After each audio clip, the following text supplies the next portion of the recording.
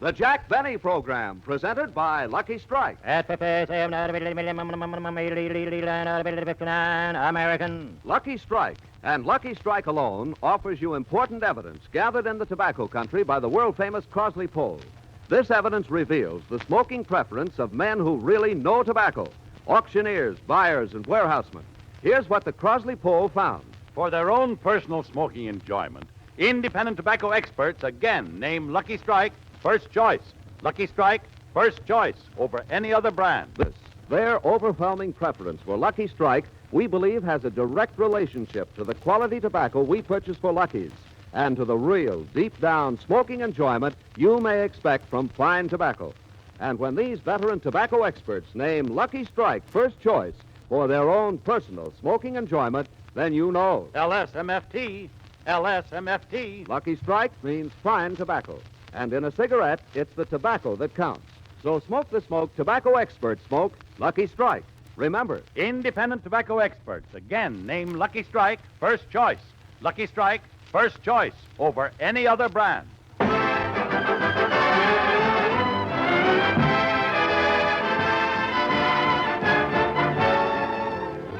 The Lucky Strike program starring Jack Benny with Mary Livingston, Phil Harris, Rochester, Dennis Day, and yours truly, Don Wilson.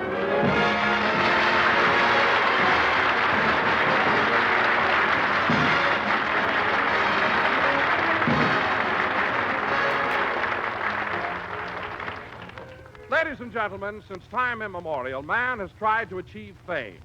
We can't bring you a man who has left his footprints in the sands of time, but here's one who left his footprints on Truth or Consequences, the walking man, Jack Benny.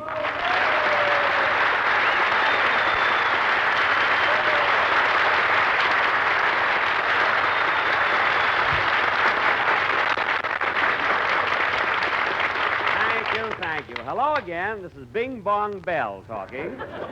And, Don, am I glad this contest is over. For 8 weeks, all I did was walk.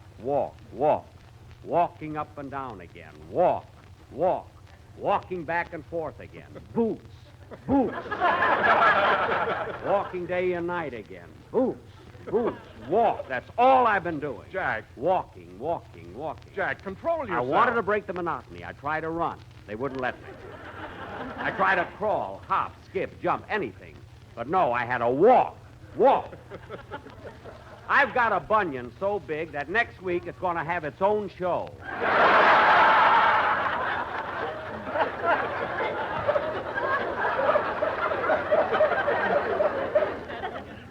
Stella Callis.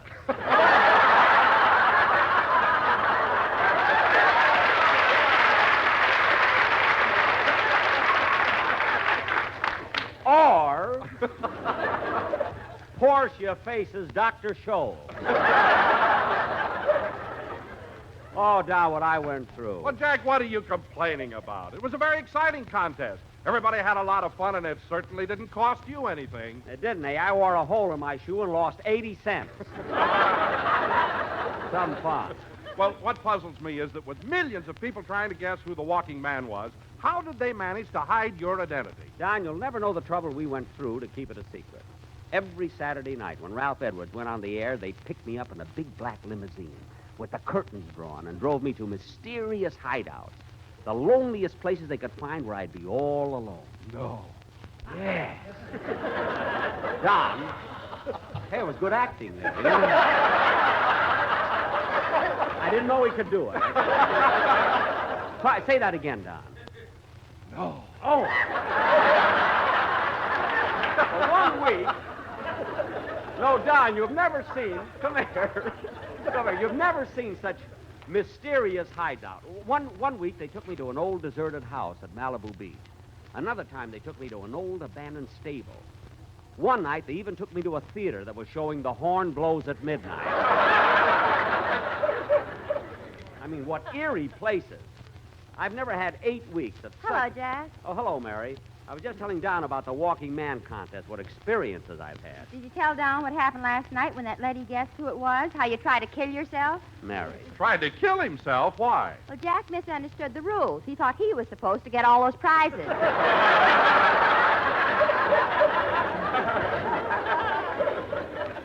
I didn't want all of them. I would have been satisfied if they'd just given me that diamond ring. That $1,000 diamond ring. But what prizes? A ring, an airplane, a boat, an automobile, a three-room trailer. I tell you, Mary, it's a good thing the contest ended last night. Why? Because next week they were going to give away the Golden Gate Bridge, Boulder Dam, and Judy Canova. Believe me, Mary, these last few weeks have certainly been hectic. You know, I've not only been the walking man, but I've had to make speeches at a lot of dinners. The Al Jolson dinner, Kay Kaiser, Luella Parsons. I know, Jack. I was at the Parsons dinner with you. Oh, that's right. You see how mixed up I am, Mary? I don't know. Say, Mary, I saw pictures of that affair in the paper, and I want to tell you that was a beautiful evening gown you were wearing. Well, thank you, Jack. You're welcome. Mary, I'm the one who complimented your dress. Why did you thank Jack? He made it.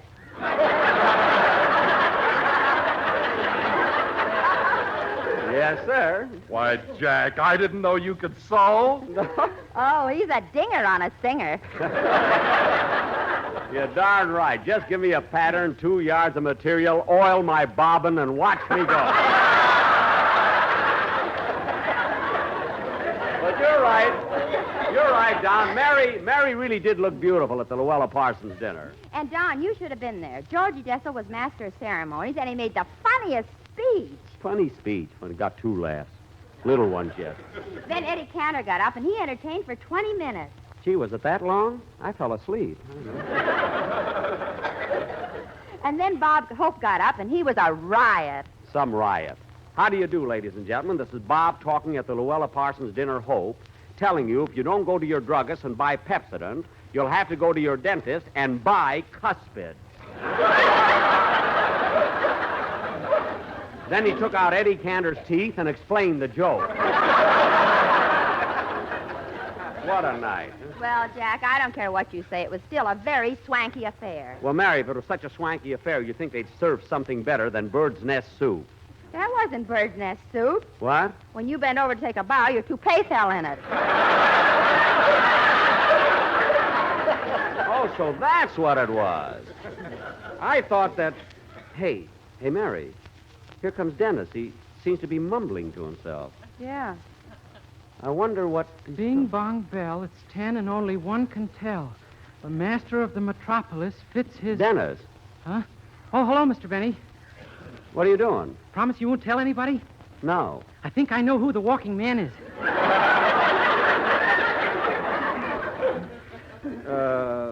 You think you know who the walking man is? Yeah, Who is it? Sophie Tucker.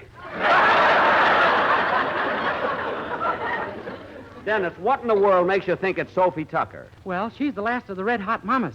Bing bong bell. All right, she's a red-hot mama. What's the bing-bong bell? Fire engines. Oh, Dennis, look, in the first place, the walking man is a man. In the second place, it was guessed last night by a woman. Let's see, what was her name again? Sophie Tucker. No! It was won by a lady in Chicago named Florence Hubbard. And the walking man is me. What's the second name? Whose? Me's. Cut that out! Then, if you'd have been here at the start of the program, you'd know what I'm talking about. Where were you? Oh, I'm sorry I was late, but I was out buying myself a car. A car? But, Dennis, you just bought a new car last month. I know, I traded it in for a used car. Wait a minute, kid. Why should you trade in a brand new car and drive around in a used car? Oh, I want people to think I have money.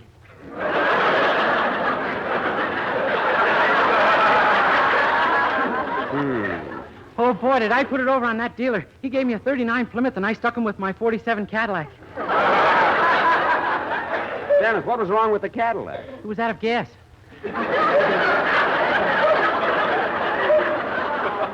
Well, Dennis, you sure did put it over on him. Yeah, and all I have to pay is $40 a month. $40 a month. How long do you have to pay them? 1,200 months. Oh, for heaven. Dennis, 1,200 months, that's 100 years. By the time you finish paying, you'll be over 120 years old. Well, that's not bad for a kid my age. Yeah. Now, Dennis, before you sing your song, I want to ask you... No, forget it. Go ahead and sing. Jack, what were we going to ask him? Well, I was going to ask him... No, go ahead and sing, kid. Jack, I don't know what it is, but go ahead, ask him. Oh, all right. Dennis, in this deal you made with that used car dealer, what happens if you fail to keep up the payment? Well, then my other program will be called A Day in the Life of Honest John. I didn't want to ask him. I didn't want to ask him. You bet better sing, Dennis. Okay. You think after 8 years I'd know enough to keep my mouth?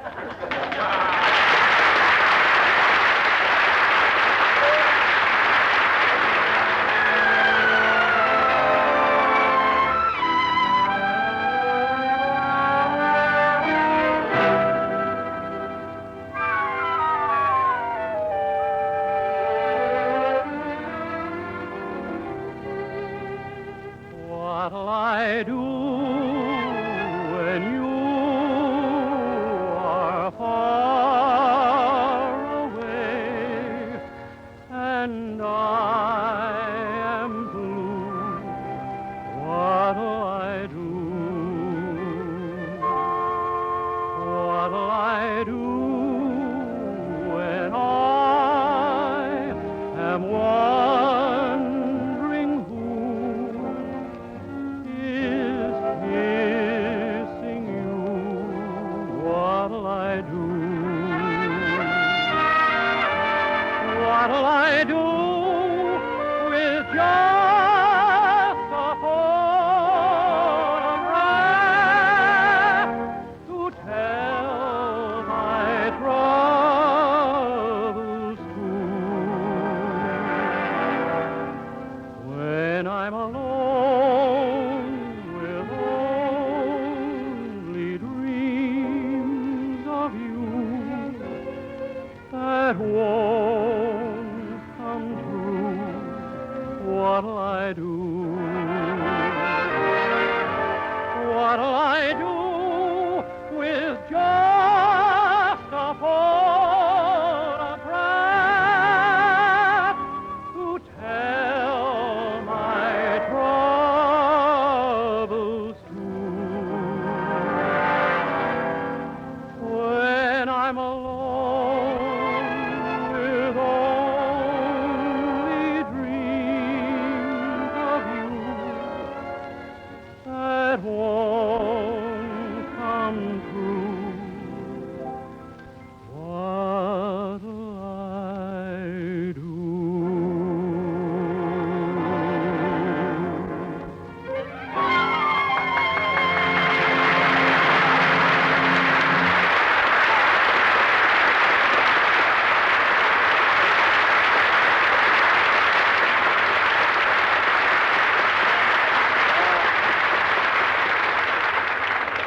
That was What'll I Day, sung by Dennis Dew.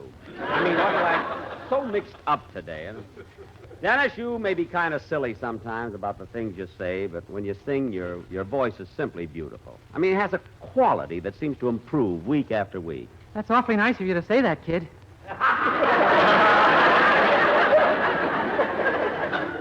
Kid? I'm 120 years old. All right, sit down.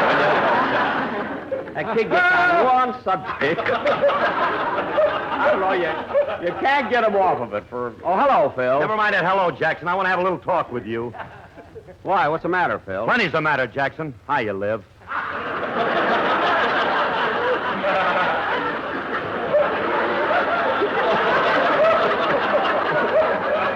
Well, what? You listen to me. Yeah? Last week you gave me that cross-examination about that's what I like about the South, and now I want Phil, to... we're doing a program. That can wait till we're finished. No, it can't, Dad. Last week you kept picking on my song and picking on it and picking on it, and when I went home, well, I did something I haven't done in a long time. What was that? I cried.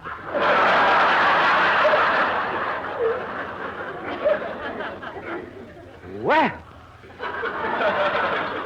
the last time you cried was in 1920 when they voted prohibition. Say, would you two mind telling me what this is all about? Mary, it's nothing. No, it ain't, huh? You weren't here, Livy, but last week Jackson told me that the words to That's What I Like About the South didn't make sense, and then he even had the nerve to say that there wasn't a town called Do-Wah-Diddy. No.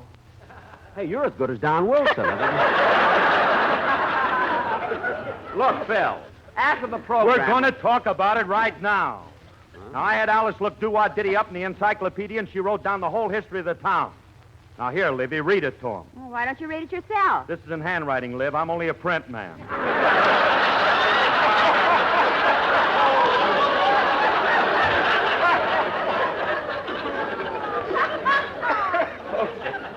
Okay. I'll read it. I went to college. I can read both. Yeah, look, Mary, we haven't got... Quiet, Jack. You've got this coming to you. Doo-Wah-Diddy, Mississippi. Doo-Wah-Diddy is a town located in the southern part of the state, at the foot of the Wah-Doo-Diddy Mountains, and on the banks... What? And on the banks of the Diddy-Wah-Doo River. Diddy-Wah-Doo? This river is famous because it runs backwards. Oh, now let's get on with the program. Now, wait a minute. Let her read it, Jackson. Go on, Libby. The principal industry of Doo-Wah-Diddy is the manufacturing of box-back coats and button shoes.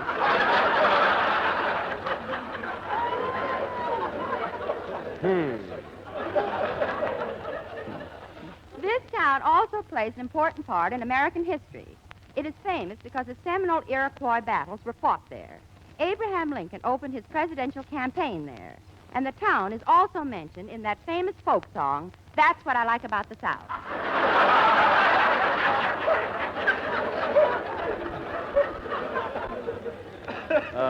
Folk song? Hey, Jackson. What? Nah. All right, Phil, all right. So there is such a town. But how did you happen to pick Doo-Wah-Diddy to put in your song? Frankie, my guitar player, was born there. He told me what a wonderful place it is. Well, it's such a wonderful place. How come Frankie left it? Well, Jackson, he didn't exactly leave. You see, one dark night, they took him to the city limits, put him on the main highway, faced him towards the west, and gave him a hint to leave town. A hint? They said his pants on fire. No. He went through Kansas like Haley's Comet. Phil, that was 15 years ago. I know that tar is hard to get off, but at least Frankie can remove the feathers. He looks like a seagull sitting there. Now, come on, let's get out. Wait a minute, not so fast, Jackson. Take it easy. Now, look, Alice told me to say that unless a retraction is forthcoming from you, our association must be terminated. Alice told you to say that? Yeah. What does it mean? It means that I have to apologize to you, and this whole silly thing started out Jack, with a... why do you and Phil keep arguing over that song? It's such a simple thing to settle. All right. Phil, if you want to apologize to you, I do. Do you accept the apology? I do. I now pronounce you man and wife. Look, we're not getting married. Think of the children. Oh, shut up!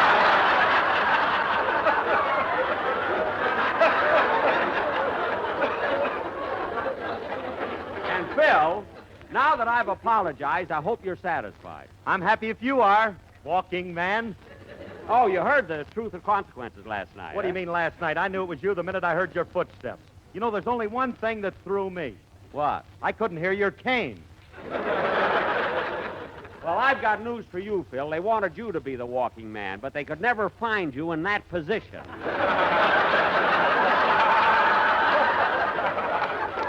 Now, come on, Don. We've got a play to do tonight, so give us the introduction. Wait a minute, Jack. Don't you think we ought to do the commercial first? The commercial? Oh, yes, I forgot. Well, I have the sportsman right here. Oh, the quartet? Good, good. And you'll be happy to know that when they heard you were the walking man, they stayed up all night preparing a number especially for you. For me? Is that right, boys? Well, fine, fine. Let's hear it.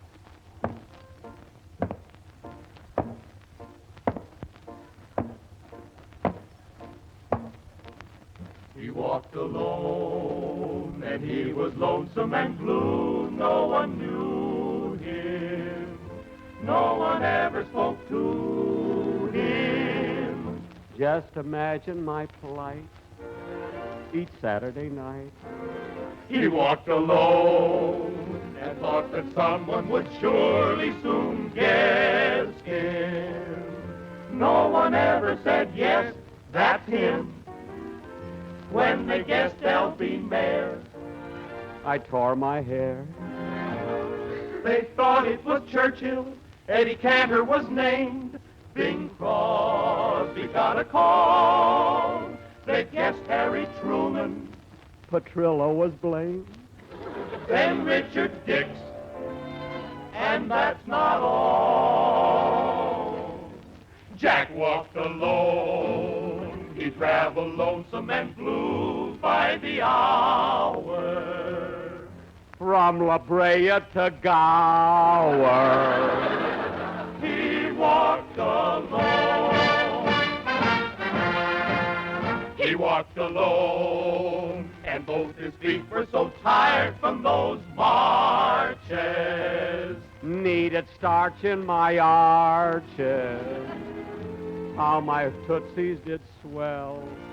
Oh, bing bong bell. He walked alone and wished he had Effie Boone right there beside him. Speedy Riggs there to guide him. Lucky Strikes in his hand. My favorite brand. With men from Kentucky who know them the best. It's LSMFT. Jack's not from Kentucky. No, he's from the West. But still he likes those Lucky Strikes. He walked alone. They told him he mustn't rest on the benches. It was truth or consequences. He walked alone.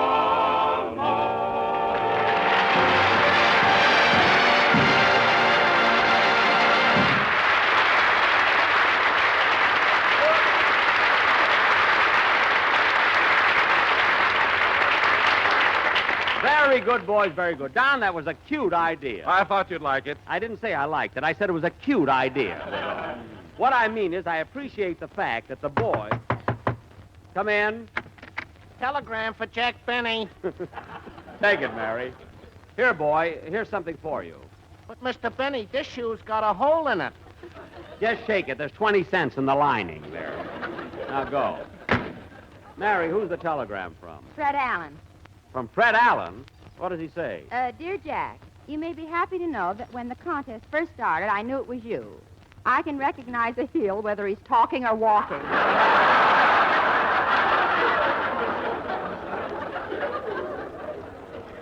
How do you like that? Oh, wait a minute, there's more. Yeah? I have something else I can call you, but if I put it in the telegram, they'll fade your program. 2 jokes in a row. He must have called in a writer. You know, Mary, the only reason Alan sent me that wire is that he's jealous of everything that happens to me. Anything I do, he makes an issue out of it. He doesn't like the way I play my violin. On that issue, even the Democrats are united. Democrats. Some Hey, joke. that's it. What? If it isn't Sophie Tucker, it's Henry Wallace. Oh. Janet, I try to tell you that the walking man has been guessed already. It's me. Now, you don't have to try and guess it anymore. The whole thing is over. It's finished.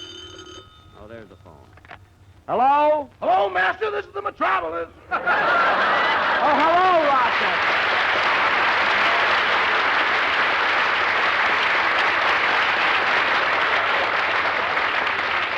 What do you want, Rochester? I was worried about you, boss. You didn't come home last night. Well, I couldn't help it. Because of the contest, I had to stay up all night with my writers and rewrite my program for today. Did you write in a part for me? No. Then what am I doing on the phone? I don't know. You called me. Okay, then I'll hang up. No, wait a minute. Wait a minute, Rochester. Are you listening to the program? Well, we had to stay up all last night and write it. How does it sound? Do you want the truth or the consequences? Look, never mind. I'll find out after the show. So long, Rochester. Goodbye. Oh, say, wait a minute. Have there been any phone calls for me today? Boss, the phone's been ringing all day. All day long, people have been calling up to congratulate you. For being the walking man? Or for being able to walk. Now, stop with the joke. By the way, boss, I got the garage all cleaned out, the furniture moved out of the living room, and the front door wide open. When does the truck come? The truck? Oh, Rochester, we were mistaken about that. I found out that I don't get those prizes. You see, they go to the winner of the contest. You mean we ain't gonna get that airplane? No. Or the boat? No, I'm afraid not, Rochester. The trailer? No, I'm sorry. And we even gonna spend those 2 glorious weeks together in Sun Valley?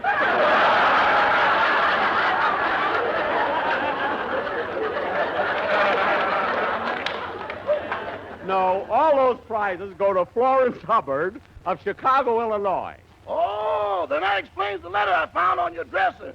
Letter? Here it is. It's in your handwriting, and it says, "My dear Miss Hubbard, I'm 6'2", have broad shoulders, blonde wavy hair, blue eyes, and friends compare me with Van Johnson. Rochester. I'm single, congenial, companionable, and dance divinely. Rochester. We'll meet you at the train. Understand you already have the ring."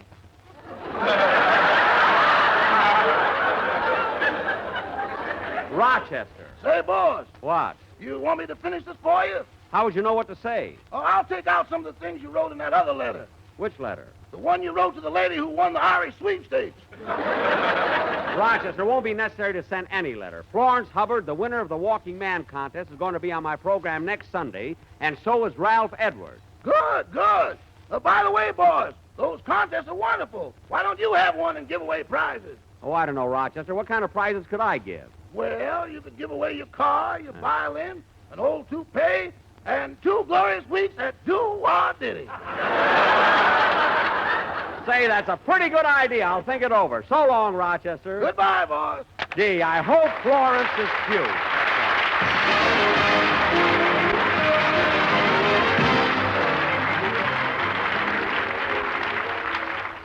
Ladies and gentlemen, I want to join Ralph Edwards in thanking the millions of people who entered the Walking Man contest and contributed so generously to the American Heart Association.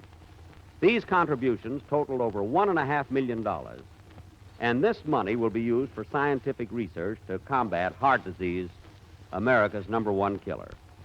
Even though this contest is over, fundraising campaigns will continue because the need is still great. I also want to congratulate Ralph Edwards for the wonderful job he's doing and thank him for inviting me to participate in such a worthy cause.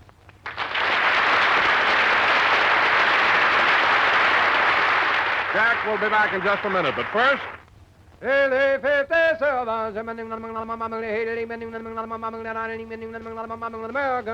Independent tobacco experts again name Lucky Strike first choice. Lucky Strike first choice over any other brand. That statement is backed up by an impartial Crosley poll just completed in 11 southern tobacco states. This poll, taken among tobacco experts, reveals the smoking preference of the men who really know tobacco. Yes? For their own personal smoking enjoyment, independent tobacco experts again name Lucky Strike first choice. Lucky Strike first choice over any other brand. These are the experts, auctioneers, buyers, and warehousemen. And we believe their overwhelming preference for Lucky Strike has a direct relationship to the quality tobacco we purchase for Lucky's. You've heard the poll results. Now listen to what Mr. S.M. Cutts, ace tobacco auctioneer from North Carolina, recently said. Year after year, I've seen the makers of Lucky Strike buy fine tobacco, ripe prime leaf. I've smoked Lucky 17 years. So for your own real, deep-down smoking enjoyment, remember... LSMFT. LSMFT. Lucky Strike means fine tobacco. So round, so firm, so fully packed, so free and easy on the draw. Ladies and gentlemen, be sure to hear the Phil Harris Alice Faye Show on Sundays and A Day in the Life of Dennis Day on Wednesday. And on my program next week, our guests will be Florence Hubbard, the winner of the Walking Man contest, and Ralph Edwards. Mary, I've done so much walking with this contest. How about you and me going for a ride up to Mulholland Drive? And, and park. No, thanks. The last time I did that, I became the walking lady. Oh, yes. Good night.